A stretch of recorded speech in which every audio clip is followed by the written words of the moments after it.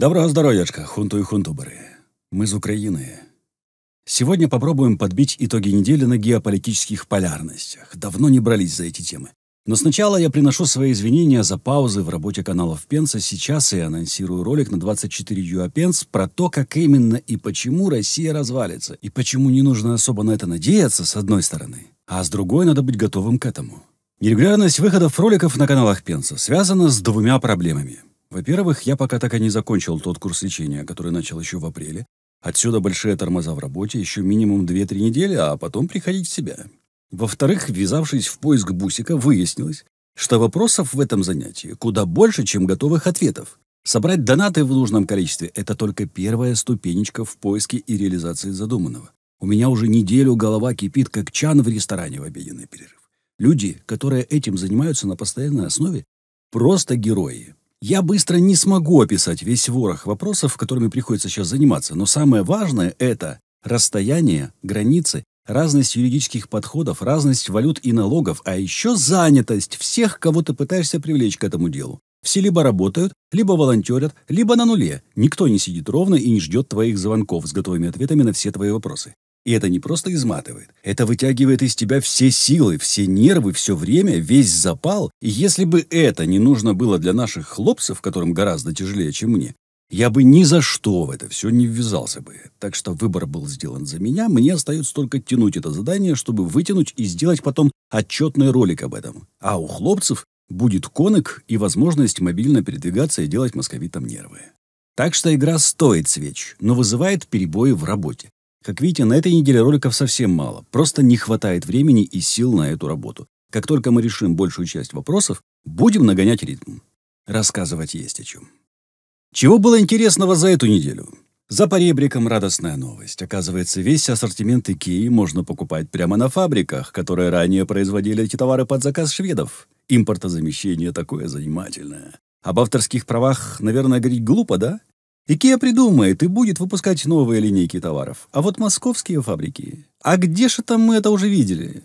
Кто-то купил линию по сборке Fiat 124 и только его и мог производить еще 40 лет или 50. После того, как о 124-м помнили только на пунктах приемки лома, и то уже не всех. Ладно, к нашим баранам. Но я образно. Зеленский внес законопроект про особый статус для граждан Польши.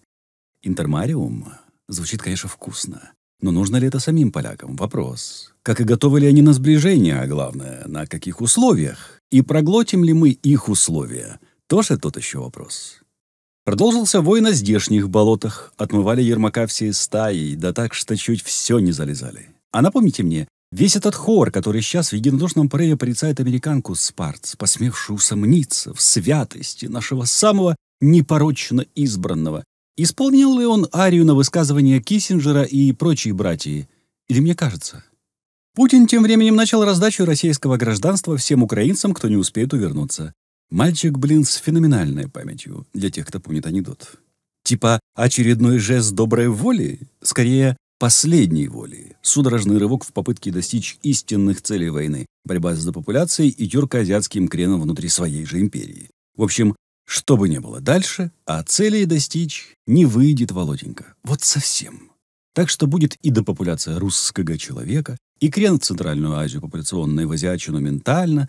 До свидания, наш ласковый Мишка, возвращайся в свой сказочный лес. В смысле, на хтонические болота.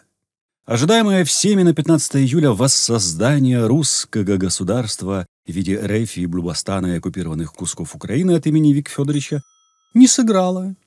Переиграли в минус одного вице-премьера и убрали батутчика Рогозина из Роскосмоса, поставив туда Борисова.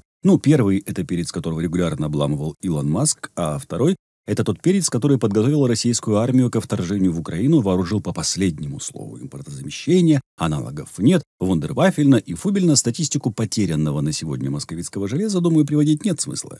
Похоже, дедушку его окружение отправило в поход, и все пошло совсем не так. Словом, чемоданчик уже не окело или крутой мачо, либо поплохело ему окончательно, либо почувствовала его слабость кремлевская братва.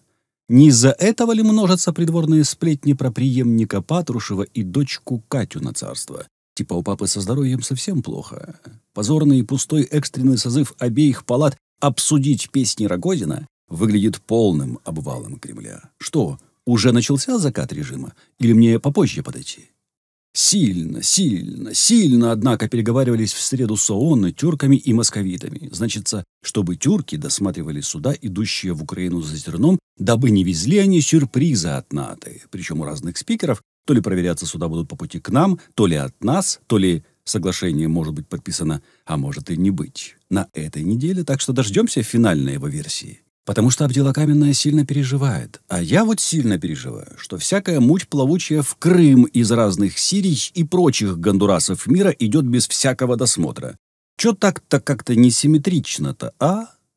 Ну и вкусного. Скалинстоватые требуют то ли прекратить боевые действия на время вывоза зерна, то ли обеспечить демилитаризованную зону. Если перемирие, то это возможность для врага подтянуть склады ближе к фронту, завершить обучение новых подразделений, обеспечить их техникой и оружием со складов.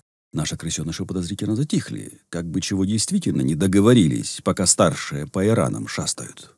Услыхал опопиительную новость. Ну, все, надеюсь, в курсе, что мы экстерном прошли все испытания и переключились с СССРной энергосистемы на европейскую. Перемога? Еще какая!